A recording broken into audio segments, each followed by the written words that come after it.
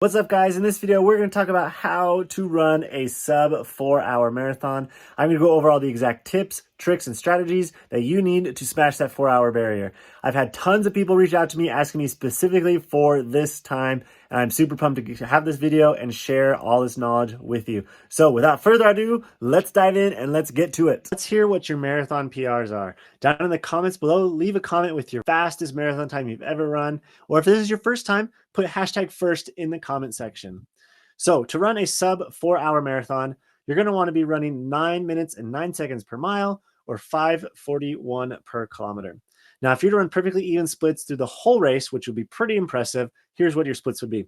You'd go through the 5K in about 28:25, the 10K in 56:51, and the half marathon point in just under 2 hours in 1:59:57. As you continue on in the second half of the race, you're going to hit the 30K in 2:50 and the 40K in 3:47:25. Now, there's a lot of things to remember as you're training for a marathon, but for this specific time, there are 3 things you need to remember. First and foremost, you need to remember your easy runs. Now, in other videos, I've talked about very specific paces for that easy run and that easy pace work. But in this video, I'm going to take a step back and say, listen, your easy pace should be conversation pace, meaning as you're running, you should be able to sing happy birthday or carry a conversation on with the person next to you. The majority of your miles should be this easy pace. Another key workout that you're going to be doing are marathon pace workouts. Now, to run a sub 4-hour marathon, you're going to want to be comfortable or getting used to running that 9:09 per mile. What I would suggest to give yourself a little bit more wiggle room is run a little bit faster than 9:09, maybe pushing 9 minutes, maybe even to 9:05 per mile. And the third workout and the third component you're going to want to remember are what are called threshold pace workouts. Now, this can also be used interchangeably as tempo pace. I'm going to use them back and forth, but this specific type of workout is going to be a little bit faster than your marathon pace, and you're going to be doing it for a shorter amount of time. And to run that specific workout, you're going to be going 8:30 to 8:45 per mile or 5:18 to 5:30-ish per kilometer for our metric friends. So what should your weekly volume be? Now, I feel that if the 4-hour mark in the marathon is a very common goal for a lot of first-time marathoners, as well as a lot of people who are really trying to fall in love with the distance. And so my answer to what you should be running as far as weekly volume goes is it depends. I know that's not the answer you're looking for, but there's a lot of things you need to remember as you're preparing for that marathon. And one of the biggest ones is the amount of time that you've been running in your life.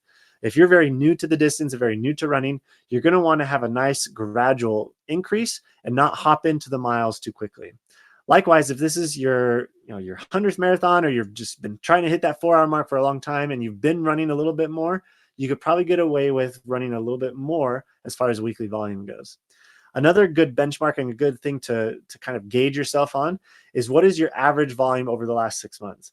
If you've been working on 5Ks and 10Ks and shorter stuff, and now you're transitioning to the longer distance, your weekly running is going to be very different now that you're training for a marathon.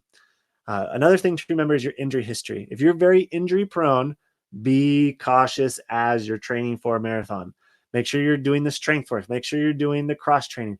Make sure you're recovering, doing all the things you need to do that your body can handle this repetitive, monotonous running over and over and over and over.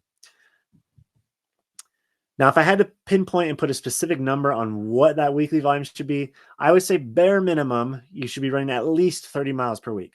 I know there's a lot of different programs, a lot of different resources out there that say, okay, run just 30 miles and that's good.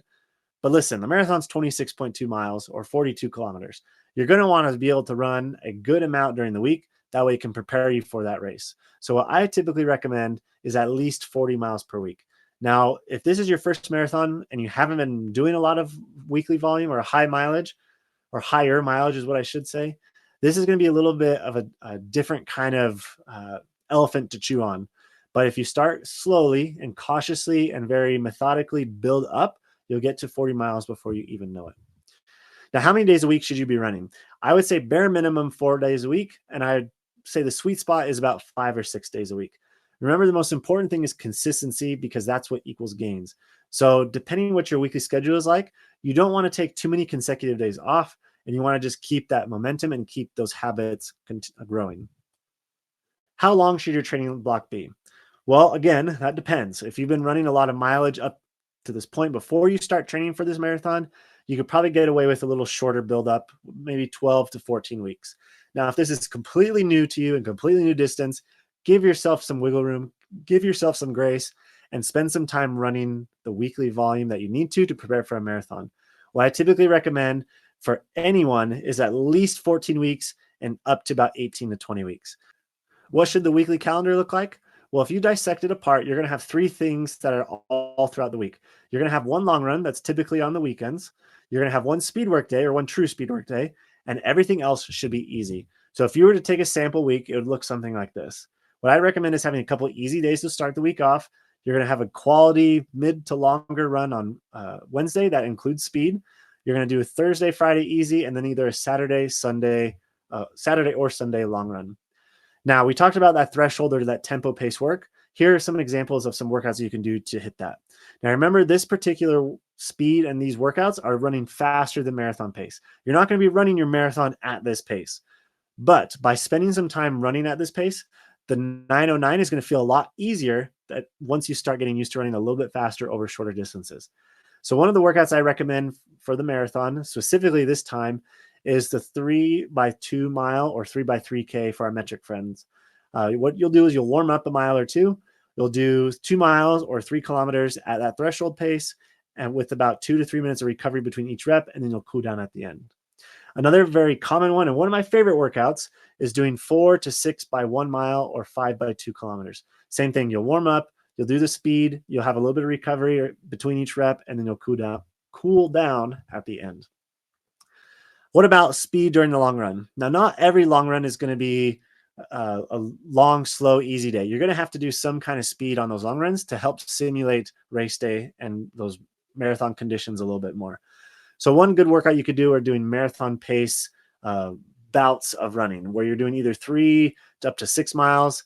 For this particular distance, that's probably sufficient. If you really want to get after it, you can increase that and go up to maybe 8, 10, or 12 miles at marathon pace. But like I said, a lot of first-time marathoners are doing these workouts and following this plan. So instead of burning them to the ground, having just smaller bouts of marathon pace work in the long run will help you get there a little bit easier. Another good one is a progression run, where you start a little bit slower and you speed up as you go. And towards the end of that workout, you're going to be running at marathon pace or maybe slightly faster than marathon pace. So how should you pace yourself on race day? Well, the most important thing to know and most important thing to remember and keep in mind is what is the course. Now, if you're running a super flat or a very hilly course compared to a course that's just a bomb downhill, you're going to approach it a little differently. If it's a true downhill race, you could probably get away with going a little bit faster than your marathon pace. But remember, a marathon is a marathon and it's a long way. It's 42 kilometers or 26.2 miles. You're going to want to be able to pace yourself and be conservative at the start and speed up as you go. However, if it's a very hilly course, you're going to want to be a little bit more cautious on the hills, where you're going a little bit easier on the uphills and going a little bit faster on the downhills, and really being mindful of where things are on the course. Another thing to remember is weather. Now, if it's really hot conditions versus really cold conditions, that's all going to play a part in what your body's going to respond to marathon day. Another thing that's very, very crucial and very, very important to remember, specifically for you guys trying to smash that 4-hour barrier, is nutrition and hydration. You're going to be running for hopefully less than 4 hours. You're going to want to be able to take on the carbs, you're going to take on the liquids, and you're going to want to be able to get used to doing that. So as you prepare for race day, practice, and that way when you get to race day, it's not something new. You're going to figure out what your body accepts versus what you don't like, what you can muscle down, what goes down easy, and getting comfortable taking on fluids and running with fluids in a belt or in your hand or wherever you need to. But my biggest piece of advice for how to pace yourself is train like you race and race like you train. When you're running a marathon, you're doing a lot of the same thing over and over and over again. You're spending a lot of time on your feet, a lot of time moving, and you're just running for a lot of time. That being said, if you really focus and dial in how you feel on those training runs, and you really try and visualize race day, by the time you get to race day, all that marathon is just one big workout. And when you approach it that way, very cautiously, but very humbly, you're going to rock that marathon time and you're going to break that 4-hour barrier. If this video has been any help to you, please hit that thumbs up button, hit that subscribe button. My channel is growing and I want to help more people. And the more likes and subscribes we have, the more people are going to see these videos. So be sure to hit that thumbs up button, hit that subscribe button, and we'll see you in the next video.